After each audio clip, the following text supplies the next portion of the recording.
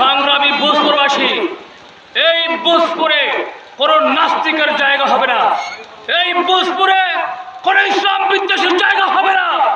এই ভোজপুর আল্লামা সৈয়দ ফজলুল করিম রহমতুল্লাহ আলাইহির ভোজপুর, এই ভোজপুর আল্লামা আব্বাস সাহেব রহমতুল্লাহ আলাইহির ভোজপুর, এই ভোজপুর আল্লামা সুলতান আহমদ বড় হুজুর ছোট হুজুর রহমতুল্লাহ আলাইহির ভোজপুর, এই ভোজপুর আল্লামা নূর মোহাম্মদ সাহেব রহমতুল্লাহ আলাইহির ভোজপুর, এই ভোজপুর আল্লামা মুফতি মাহমুদুল হাসান সাহেবের ভোজপুর, এই ভোজপুর আল্লামা শাহ জালাল আহমদের ভোজপুর। এই ভোজপুরের মানুষ ইসলামকে ভালোবাসে, এই ভোজপুরের মানুষ ইসলামের জন্য জীবন দিতে জানে, এই ভোজপুরের মানুষ আবার ইসলামের জন্য জীবন নিতেও জানে। সুতরাং যারা অতীতে দাড়ি টুপি দেখলে জামাত শিবির রাজাকার হেফাজত বলে হয়রানি করেছ, তোমাদেরকে আজকে দ্বিতীয়বার 2024 সালে এসে নোটিশ দিয়ে যাচ্ছি, দ্বিতীয়বার তোমাদেরকে সতর্ক করে দিয়ে যাচ্ছি।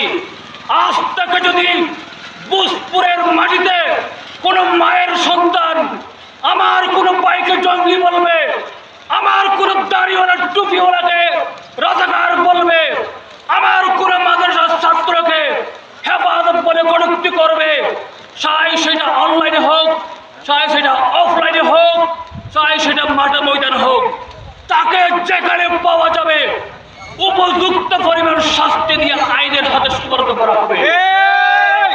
ভোজপুরের মানুষ শান্তি চাই।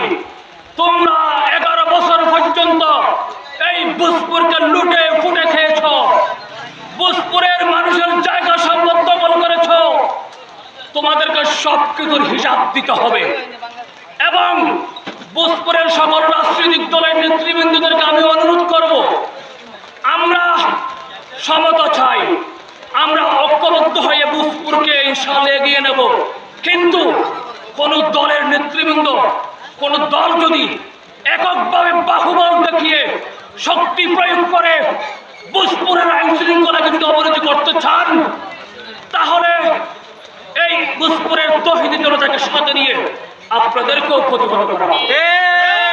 আমরা মাদ্রাসার গতিতে চলবে, মসজিদের গতিতে চলবে, বাজারের গতিতে চলবে, রাজনীতির গতিতে চলবে। আমরা চাই আপনি আপনার আদর্শ দিয়ে মানুষকে দাওয়াত দেন, আমি আমার আদর্শ দিয়ে দাওয়াত দেব, আরেকজনের আদর্শ দিয়ে দাওয়াত দিবে। কোনো প্রতিহিংসা আমরা চাই না। 2011 সালের পূর্বে এই ভোজপুরের আওয়ামী লীগ, বিএনপি, জামাত, হেফাজত, ইসলামী আন্দোলন, নেজামী ইসলামী ঐক্য সবাই এক জায়গায় বসে আমরা চা খেয়েছি, রাত্রেবেলায় গিয়ে আমরা আলাদা মিটিং করেছি। আমাদের মধ্যে কোনো কোন্দল ছিল না, আমরা সেই সম্প্রীতির বস্তু চালাই। সুতরাং আমি আমার বক্তব্য দীর্ঘায়িত না করে, এই ভোজপুরের মানুষ শান্তিপ্রিয়, এই ভোজপুরের মানুষ ইসলামকে ভালোবাসে, এই ভোজপুরের মানুষ দ্বীনকে ভালোবাসে, এই ভোজপুরের মানুষ মসজিদ মাদ্রাসাকে ভালোবাসে, এই ভোজপুরের মানুষ কোরআন এবং কোরআনওয়ালাদেরকে ভালোবাসে। আমি আজকের এই সংবর্ধনা সভা থেকে উদাত্ত আহ্বান করব, অতীতে যেরকম আপনারা ঈমান আকীদার ক্ষেত্রে, ইসলাম বিদ্বেষীদের ক্ষেত্রে, নাস্তিকদের বিরুদ্ধে সবাই একতাবদ্ধ ছিলেন, ভবিষ্যতেও এক থাকবেন। দলীয় প্ল্যাটফর্ম আলাদা, কিন্তু ধর্মের বিষয় যখন আসবে আমাদের কাছে কোনো রাজনৈতিক পরিচয় থাকবে না। আমি একটা রাজনীতি করি, আপনি আরেকটা দল করেন, কিন্তু আপনার দলের ম্যানুফ্যাকচারিং আলাদা, আপনার দলের সিস্টেম আলাদা।